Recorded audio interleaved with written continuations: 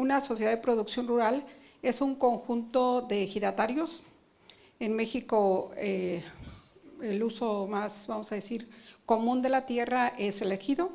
Este ejido es repartido en cantidades iguales y a cada uno de los dueños de esa tierra se le llama ejidatarios. Y una sociedad de producción rural es un conjunto de ejidatarios dentro de un ejido, ¿sí? Ellos se agrupan y generalmente conjuntan sus tierras. No es comunal el uso, sigue siendo particular, pero se agrupan principalmente para poder disfrutar de lo que sería la fuente de agua, en este caso de un pozo. Entonces, la mayoría de las sociedades de producción se conjuntan para usar el pozo, ¿sí? Y cada uno de ellos siembra de manera individual. En México ya habíamos platicado, el agua, una de las grandes fuentes de agua es el agua subterránea.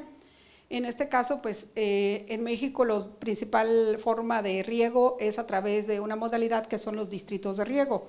Los distritos de riego, su fuente de agua son las presas, las grandes presas sobre todo, y después tenemos la otra forma de riego que son lo que le llamamos las urderales. Estas urderales son unidades de riego pequeñas que su fuente son pozos o manantiales en gran medida. Estas son concesionadas a través de la Comisión Nacional del Agua y bueno, en las últimas fechas ha habido un incremento fuerte en el volumen concesionado de agua. Bueno, prácticamente en México casi el 100% de las aguas están concesionadas. En el caso del agua subterránea, específicamente el problema sobre todo es la eficiencia de aplicación y en este caso que viene siendo generalmente baja, un 46%.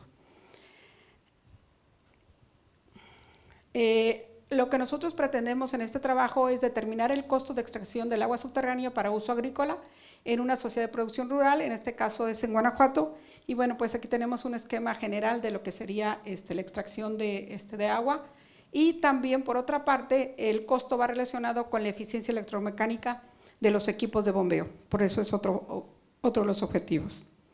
El trabajo se hizo en el estado de Guanajuato, esa es una parte, en toda esta parte de Guanajuato en algún momento era el granero de México, porque ahí se producía la mayor cantidad de grano que consumía el país.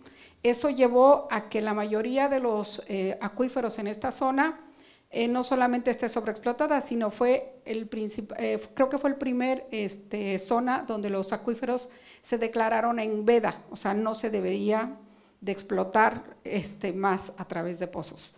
Esta es la zona de esta área. Se hizo, esta es el área de la sociedad de producción rural, los pozos es la parte que están aquí punteados. Se hizo toda la revisión documental de los pozos, se revisó cada uno de los pozos, se checó las dimensiones de la perforación, los diámetros de ADM, la profundidad de columna, el tipo de perforación, los tipos de cabezales, la capacidad de los equipos electromecánicos, se revisó la eficiencia electromecánica y también la situación de las subestaciones eléctricas. También se sacó la información relativa a lo que eran los cultivos de riego, la calendarización de los estados de riego, de los planes de riego, el número de riegos. Aquí en general todos los pozos son proveídos con energía eléctrica, ese es un punto importante, y el método de riego en general en todos era por gravedad, o es por gravedad. Para determinar el costo de agua subterránea nos vamos a basar en la ecuación general de costos, que sería el costo fijo y más el costo variable por el volumen explotado. Esto nos lleva a que el costo de agua subterránea per pesos por metro cúbico va a ser igual al costo total determinado acá entre el volumen de explotación y tenemos un costo de extracción unitario de pesos por metro cúbico. Otra forma también de calcularlo de la misma manera es determinando el costo total, pero dividiendo entre el tiempo de operación anual. Para determinar los costos fijos, nosotros vamos a revisar 4 variables, principalmente es la depreciación, el costo de inversión y aquí habría 2 adicionales que era el costo por seguros y el costo de mantenimiento. El costo por seguros y mantenimiento no lo consideramos porque ninguno de los pozos tiene seguro ni aparte tiene equipo asegurado. Y en el caso del mantenimiento, el mantenimiento lo pasamos a costo variable, por lo tanto nada más nos queda depreciación e inversión. Por parte de los costos variables tenemos el principal, que es el más fuerte, es el consumo de energía eléctrica. determinamos la potencia consumida, cuánto de potencia se aprovechaba, la eficiencia electromecánica y el tiempo de operación. Adicional a esto, el costo de operación por mano de obra, mantenimiento de equipo y consumo de aceite conforman lo que serían los costos variables. Se hizo el análisis de todos los costos y obtuvimos los siguientes resultados. Bueno, tenemos aquí los 7 pozos, la profundidad de perforación va desde los 120 metros a los 250 metros, con un gasto muy pequeño de 8 litros por segundo hasta 49 litros por segundo. En general se riegan 210 hectáreas, se utiliza para cultivos otoño-invierno en el ciclo de trigo y cebada, en primavera, verano, sorgo y maíz, y perennes, en este caso, a la alfalfa. Y la alfalfa, como tiene un alto consumo de agua, cubre el 20% de la superficie. Y encontramos la eficiencia electromecánica. Aquí tenemos la eficiencia electromecánica. En este caso tenemos 3 pozos en los cuales la eficiencia es menor del 50%. Por lo tanto, ahí se les recomendó a los usuarios que deberían de hacer una rehabilitación o sustitución del equipo, porque la eficiencia es baja. Por otro lado, también se calculó el tiempo de operación anual, es el tiempo de horas al año, y el límite de energía anual que ellos tienen previsto, y encontramos que solamente uno de los pozos rebasó el límite de energía anual. En México hay una tarifa especial que se le ha ido quitando el subsidio al uso de la energía eléctrica para uso agrícola, y dentro de la tarifa de uso agrícola hay una tarifa que es la tarifa 9, y hay una que se llama la 9N, que implica que esa tarifa está subsidiada, ¿sí? O sea, los usuarios utilizan los pozos por la noche para regar, de tal manera que el consumo de energía eléctrica disminuye. A eso se refiere el subsidio, y esto se ha ido desgravando en los últimos años de tal manera que el Estado también busca que el usuario pague el 100% del consumo de energía eléctrica.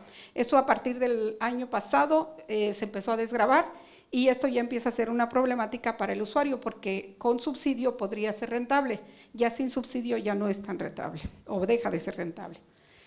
Bien, se revisó, bueno, lo que habíamos comentado, el gasto, el tiempo de operación, el volumen de extracción, las potencias consumidas y la potencia consumida anual en kilowatts.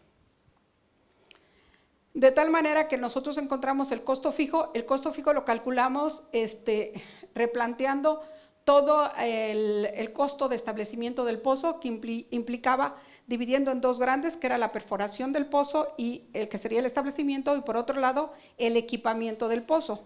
En el equipamiento del pozo estamos hablando de subestación de energía eléctrica más equipo de bombeo, y eso sería el equipamiento. Y la parte del otro pues, sería la perforación, el ADM y la tubería. Esto nos da el rango, como ustedes se dan cuenta, a mayor que la profundidad del pozo es mayor, el costo total es bastante grande, y también va a estar en función del diámetro del ADM. Y aquí tenemos, por ejemplo, que va alrededor de $41,000 hasta $134,000 el de 300 metros de profundidad.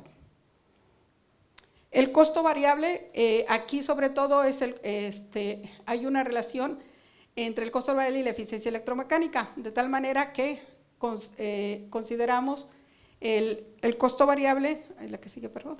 Aquí vemos el costo variable, y aquí nosotros vamos a ver el costo variable por hora, la eficiencia y la carga dinámica total, de tal manera que el que tiene el mayor costo variable, tenemos una carga dinámica total y una menor eficiencia electromecánica.